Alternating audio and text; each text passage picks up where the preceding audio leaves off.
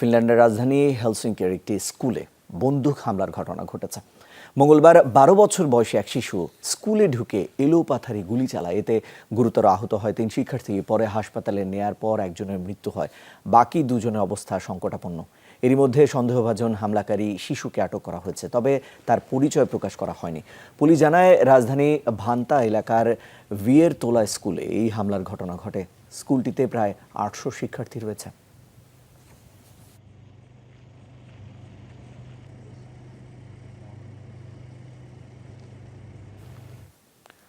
দর্শক, এই বিষয়ে আরও বিস্তারিত জানবো। ফিনল্যান্ড থেকে যুক্ত হচ্ছেন সহকর্মী আবদুল্লাহ ইকবাল।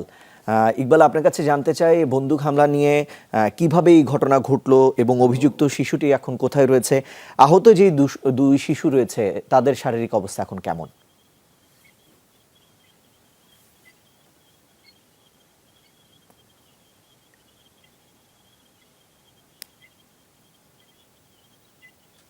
হ্যালো।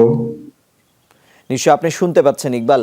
ইকবাল, আপনার কাছে জানতে চাচ্ছি কিভাবে এই ঘটনা ঘটলো এবং অভিযুক্ত যেই শিশু রয়েছে বন্দুকধারী, সেই শিশু এখন কার হেফাজতে রয়েছে এবং আহত দুই শিক্ষার্থী রয়েছে, তাদের শারীরিক অবস্থা এখন কেমন?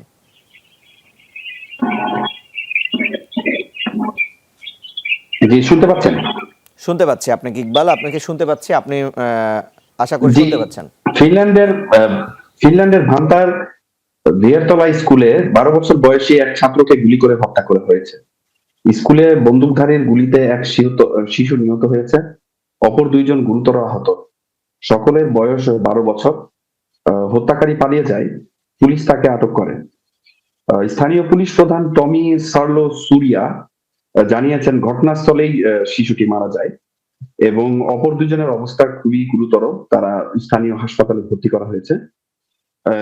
এই ঘটনাটা ঘটে সকাল ৯টা ১৭ মিনিটে এবং পুলিশ ৯ মিনিটের মধ্যেই ঘটনাস্থলে পৌঁছে যায় এবং তাদেরকে উদ্ধার করার চেষ্টা করে এবং হাসপাতালে প্রেরণ করে।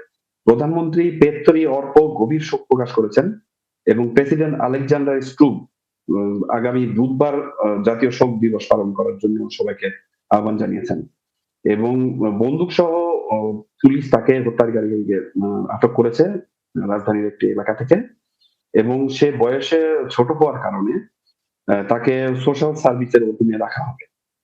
এবং আপনাকে জানিয়ে রাখি যে ফিনল্যান্ডে গান লাইসেন্স দেয় হলো শিকার করার কারণে। এই শিকারের অস্ত্র দিয়েই স্কুলে নিয়ে গেছিল সেই ছেলেটি, যাদের সহপাঠী ছিল। সেই সহপাঠীকে অনেকে ধারণা করছেন যে এই তাদের মধ্যে হয়তো বুলিং হতে পারে, এই কারণে হয়তো এই অস্ত্র দিয়ে তাকে হত্যা করা হয়েছে। তবে এ ব্যাপারে কেউ সুনির্দিষ্ট কোনো তথ্য দেয়নি।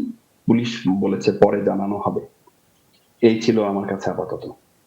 ইকবাল, আপনাকে ধন্যবাদ যুক্ত হবার জন্য।